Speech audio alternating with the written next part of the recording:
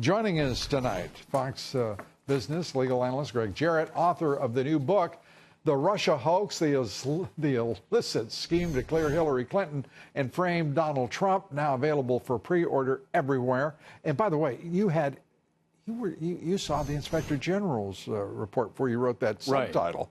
Right. That's amazing, because that's what this document is. It lays out exactly that.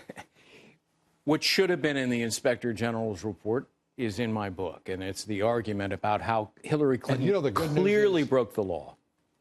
They have to pay for your book, not the Inspector General's report. I notice you're a little animated on this subject today. I'm a little animated when I see this country going straight to hell. We're putting up with a corrupt Department of Justice, a corrupt Attorney General, a Deputy Attorney General, at least five corrupt FBI agents at the very top of the organization. This is disgusting. It's appalling. And you have the political leadership in Congress and the Senate.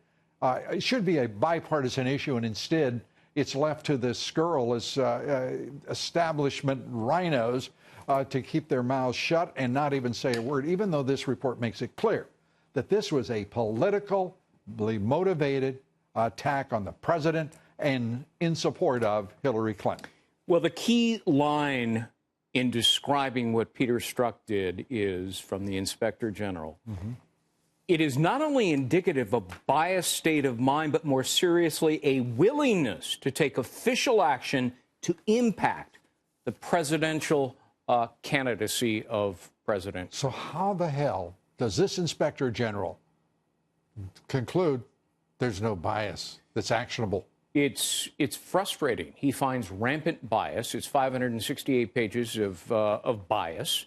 And yet he concludes, well, I don't find any documentary or testimonial evidence that bias actually influenced the decision. Look at page 395. Look at page 423. I mean, I can help him out. Yeah. He wrote the dadgum report. Well, I agree with you entirely. Americans are smart, and they know what went on here.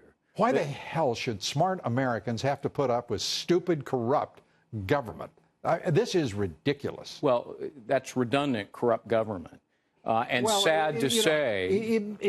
It shouldn't be. Because I know. Because we're talking about the federal government. It should be the gold standard.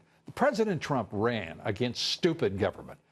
He should have been running, against stupid, corrupt government throughout. Because this is really appalling. And this is putting in jeopardy a historic president and his administration who are actually solving problems and doing much to advance the national interest instead of just play the usual sickening establishment games on Capitol Hill. Well, I will say that this report leaves James Comey in tatters, his reputation, his integrity. He clearly, according to the report, usurped power, exceeded his authority. Could you hear the soft patter of his hands applauding the Inspector General for this report? Well, he's just happy he didn't get a criminal referral. But you're not out of the woods yet, Mr. Comey. There's more coming. The Inspector General has two more stages of his report that focus directly on you, Mr. Comey. Your use of a phony dossier to gain a FISA warrant and leaking of your stolen government documents, including classified documents. So if Comey's popping the champagne cork tonight, it's premature. If anybody is depending on Michael Horowitz in the Inspector General's office for justice in the Justice Department and the FBI, it's going to be a hell of a long wait. Because if this report demonstrates anything, in my judgment, Greg, it is that they are exactly what Chris Farrell said they are.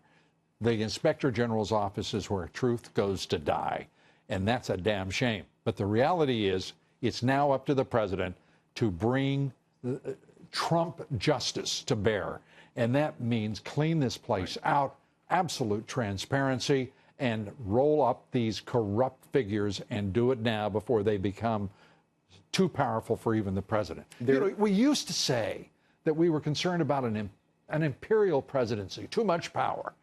But the truth is, we have a Congress that is now inconsequential. We have a president who's basically impotent against these forces. They become, the deep state, political forces unto themselves.